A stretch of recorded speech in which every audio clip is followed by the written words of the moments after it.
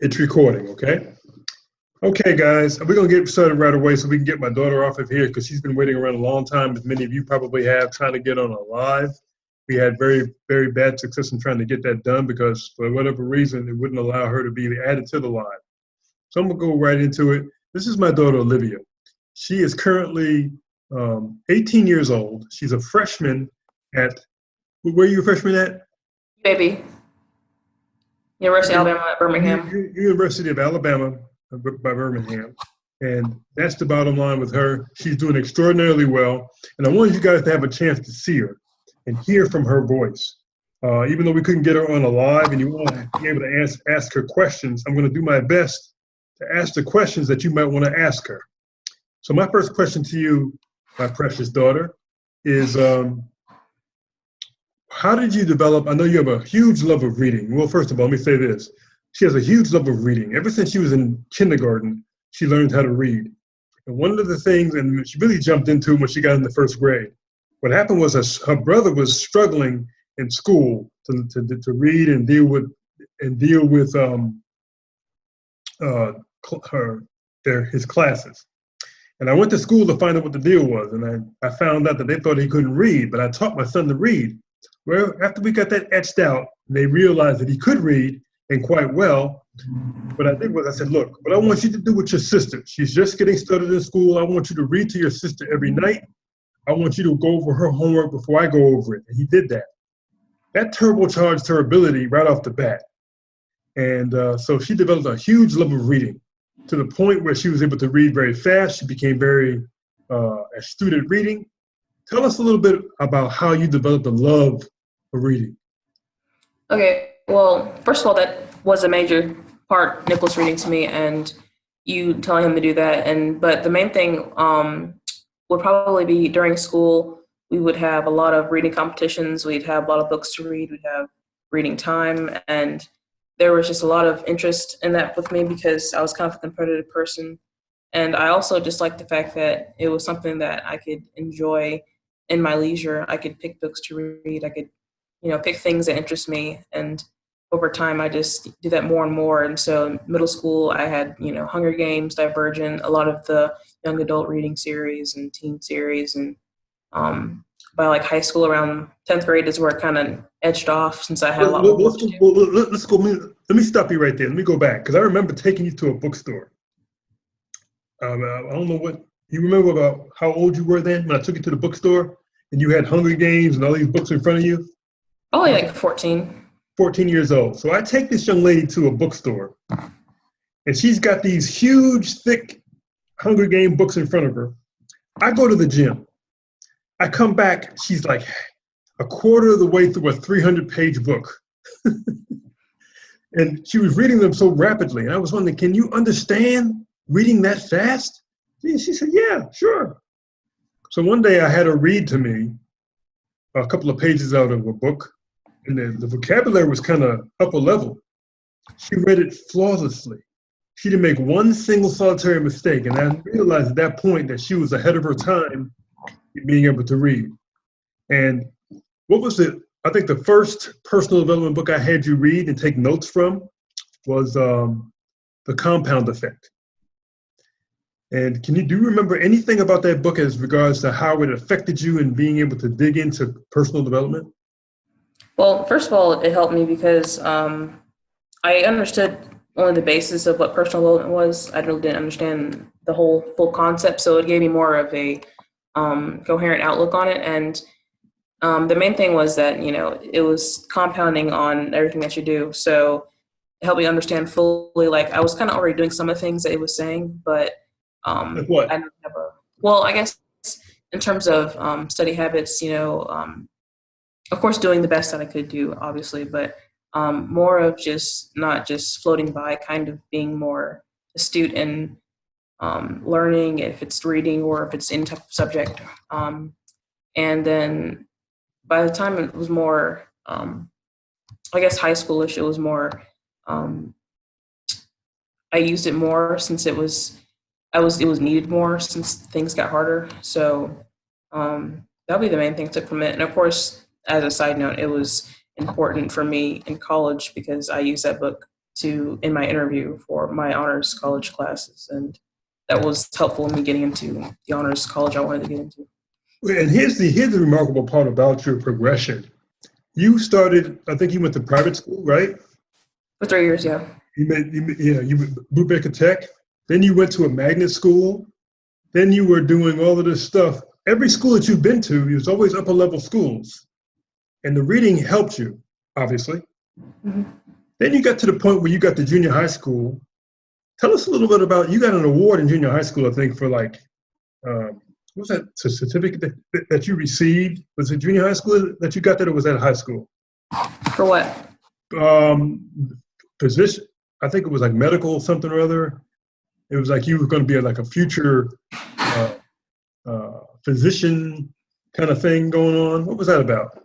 I'm not sure. I think you're talking about high school, and there was I don't know. There's a lot of different things. No. You received a certificate, and it was like a future. It was like future physician award or something. It was a big certificate, and anyway, it was a future medical physicians award or something. I guess you were doing so well.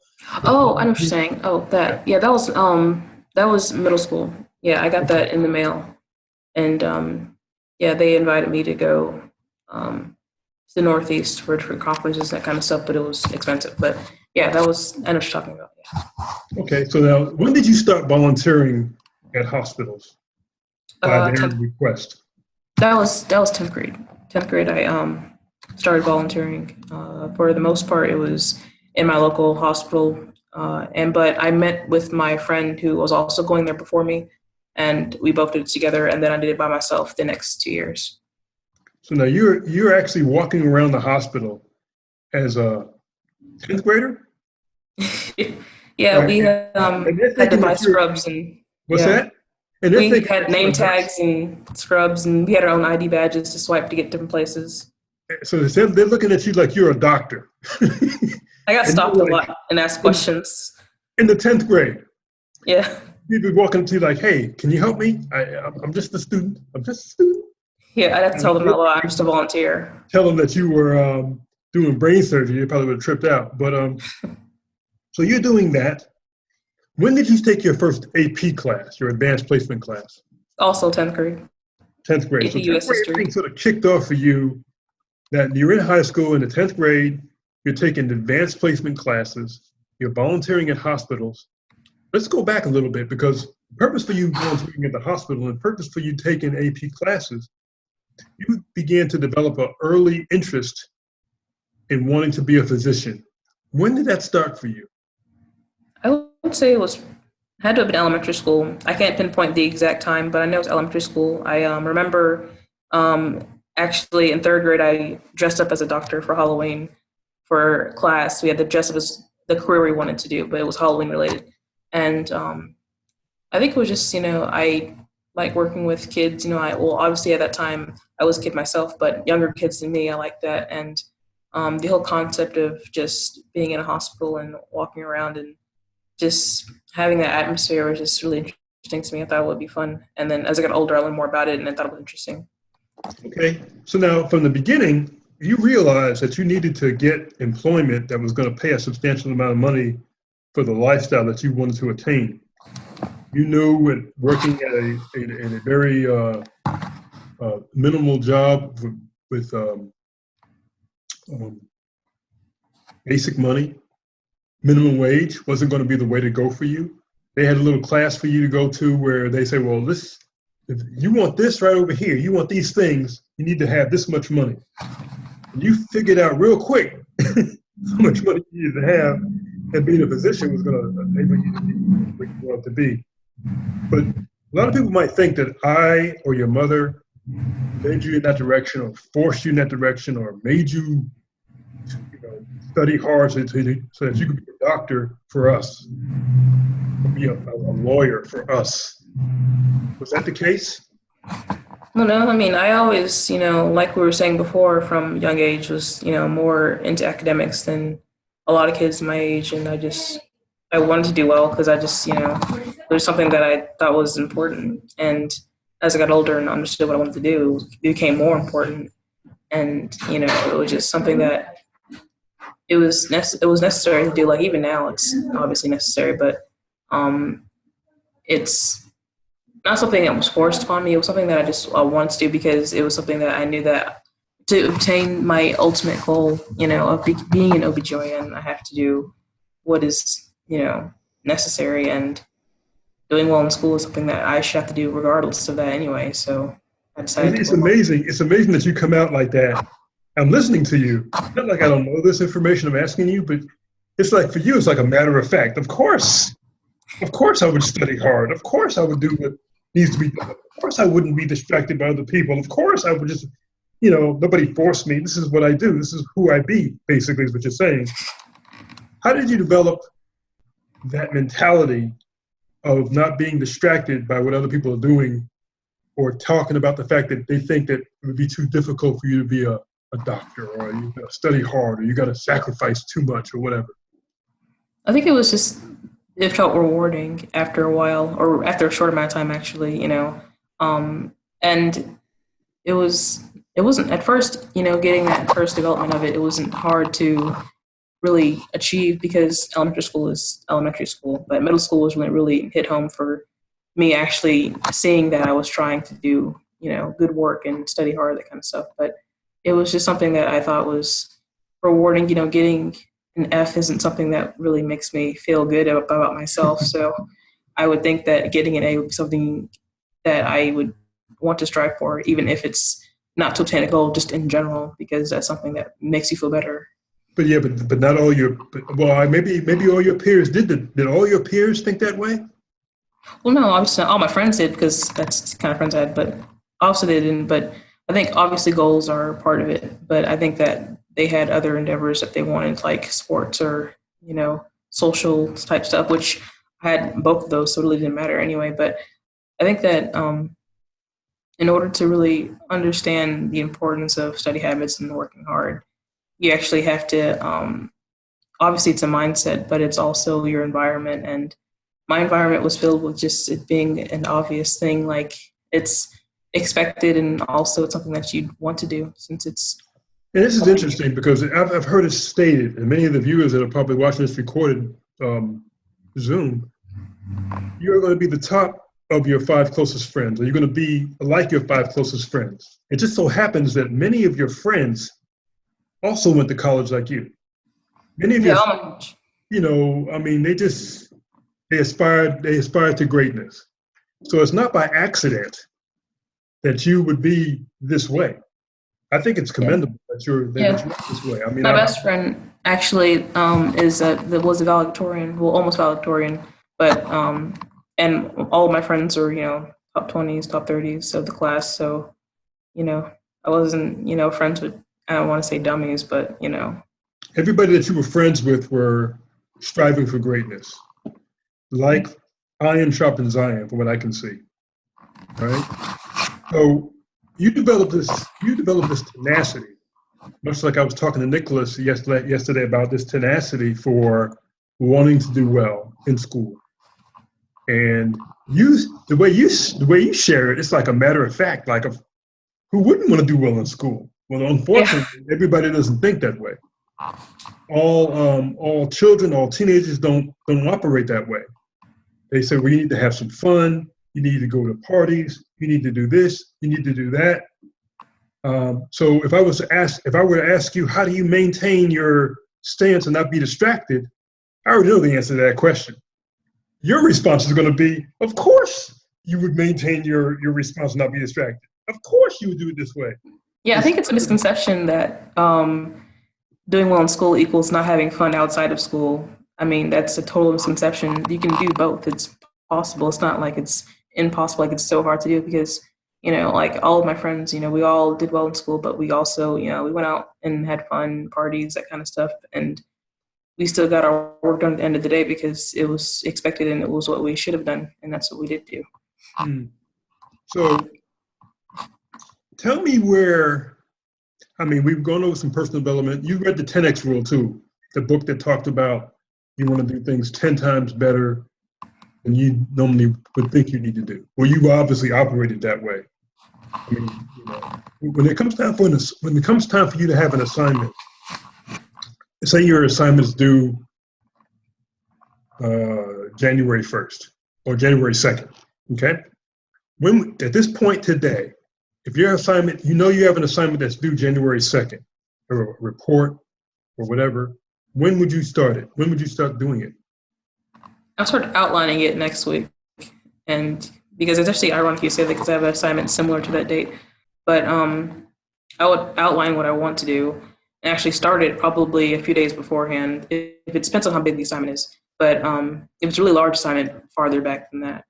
But I would definitely do, the main thing is outlining what you want to do. I don't just jump into it because it gets all my brain rattled. It's too much information. But I have to space it out and understand what exactly I want to get done in the time I have. It's fascinating. You and your brother fascinate me because you both do the same thing, but you operate slightly differently, and you have a different pace. And you have a relaxed kind of of course, it's easy. This is what I do. And Nicholas is a little more intense, but that's only because of the fact that he operates at an intensity level because he's a male. You operate at a different intensity level. Just as intense, but it's like a little bit it's really relaxed. So now you got involved with math. Math was your baby. And from what I remember, you didn't like math. Still don't. You hated math. I think you still don't like math. Yet you got honors in math. I mean, how does that work? How did that work? It was, at first it was coincidence, but then, and algebra, but then pre-calculus was actually, more aptitude based. I think that it was me When just did you start taking pre-calculus? 11th grade. 11th grade. So you hadn't graduated, but you hadn't even graduated high school yet, and you're taking pre-calculus that you hated, but still passed anyway. Yeah, along with calculus, but I think that it was mainly having to just realize that it's a necessary evil because it is evil. Math is evil, and and I just had to realize. Plus, I didn't do it by myself. My two of my closest friends are like math geniuses, and they helped me a lot to understand what I didn't comprehend. So it's part of it wasn't just me trying. Part of it was me actually using my own aptitude and understanding to figure things out, but a huge portion of it was, actually understanding that when you need help, get help, So, I don't have you on a live right now, so I don't have any questions before me that people would be asking me, obviously, at this point. What would you say, where were you before you got to this level? Let's go back, let's ask these three basic questions. Where were you? I'll start with that one. Where were you before you ever got to this level of greatness, I'd say? I'd say I was doing better than the average would, but I didn't know why. I was just kind of doing it because it was expected and because, I wanted to do it, but it wasn't something that I actually understood fully the end goal, the end game of what I was doing. It was just, going to school, that kind of thing. Okay, so now where are you now in comparison? Now I'm, fully understanding my goal, OBGYN or pediatrician, actually. I don't know which one. And, I know exactly what I want. I know how to get it, studying habits and social life, everything's, I feel in myself is balanced. And I'm doing pretty well. I have A's and B's right now. So and finals are coming up. So so you're in like the finals week right now, right?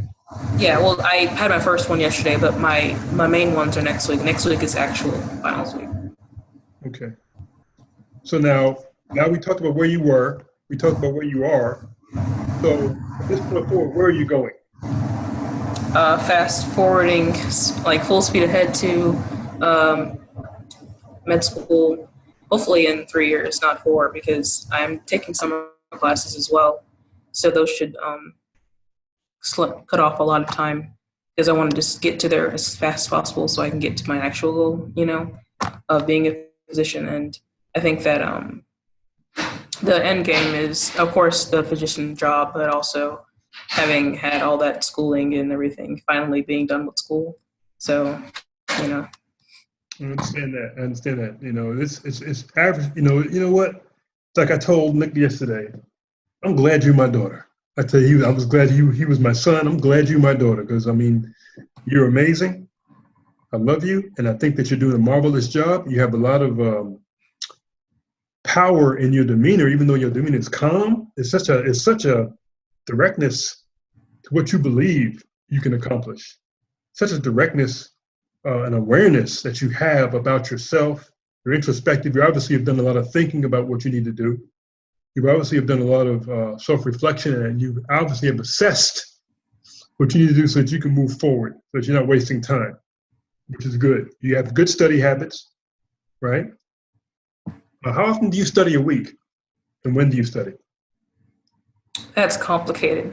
It depends. I would say a couple times for each class that I go to.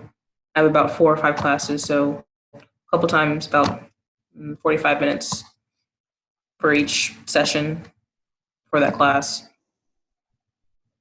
Okay, so here we are. We've talked about where you were, where you are, where you're going. If somebody that's in junior high school right now, the parent has them watching this right now, and that child or those children are in junior high school right now or in elementary school right now, and they're eventually going to get to high school and they're eventually going to get to college, but college is so far in advance. Somebody that's in elementary school can't even fathom that. So if you were going to be talking to them to try to guide them, to try to give them some advice, guidance, what would you say to them? Well, I mean, the first thing is obviously cliche, but it still makes sense, is do your best, you know.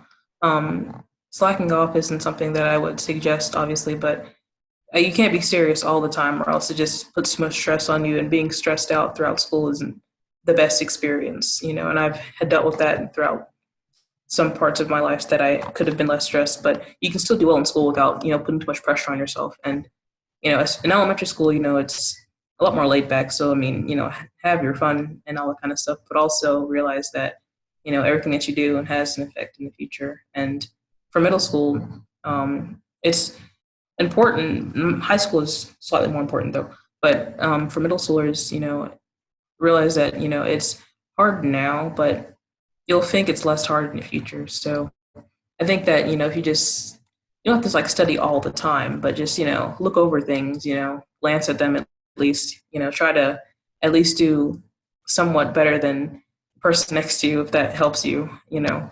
And then just realize, you know, just figure out what exactly, you're not exactly what you want to do in life, but, you know, maybe something that you're interested in so that you can work towards that.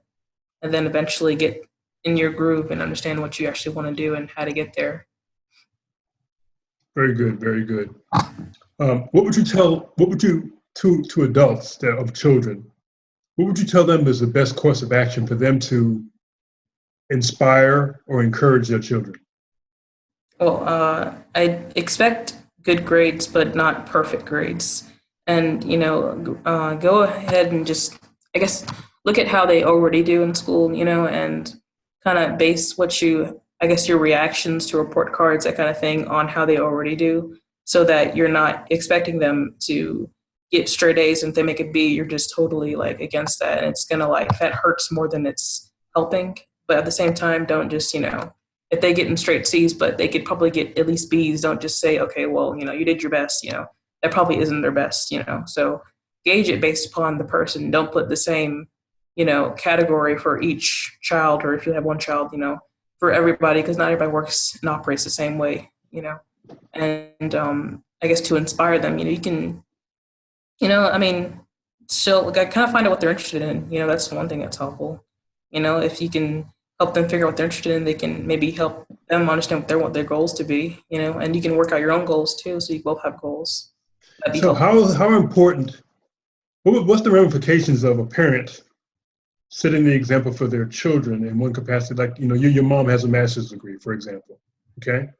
And she's into academics and doing her thing, and I have a bachelor's. Your grandfather has a PhD. Your grandmother has a master's degree.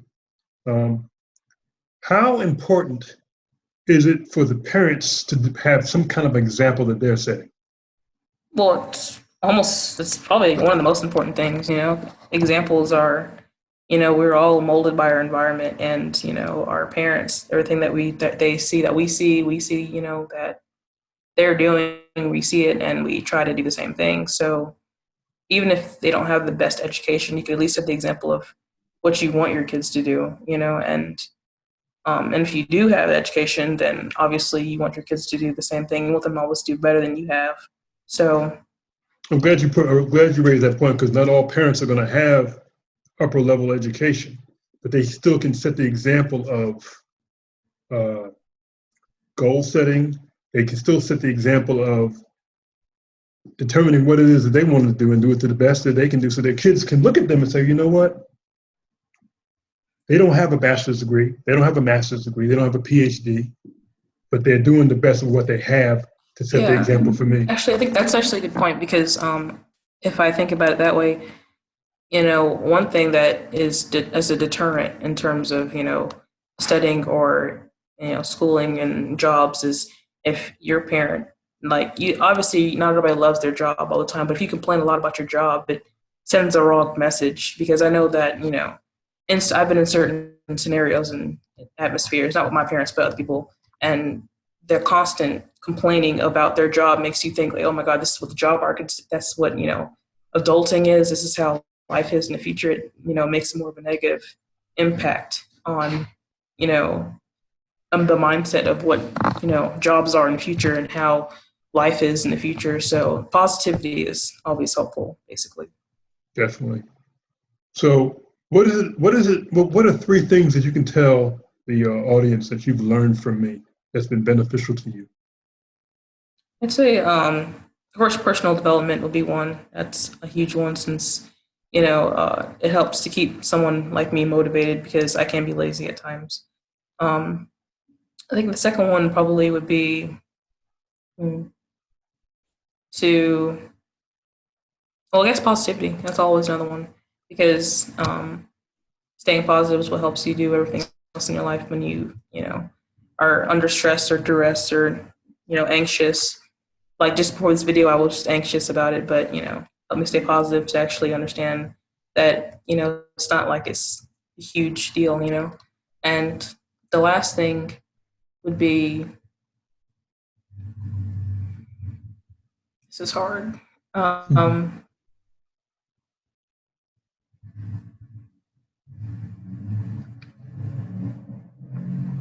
Because you have a creative side too. You draw and you play music, and I think I've given you guys some creativity examples.